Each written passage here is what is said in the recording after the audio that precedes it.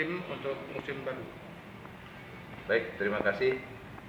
Untuk kita persiapan menyambut Liga 2021 ini, tim mungkin kita pendahulunya kita harus lihat dulu regulasi dan surat resmi dari Federasi, dari PSSI maupun PT Liga.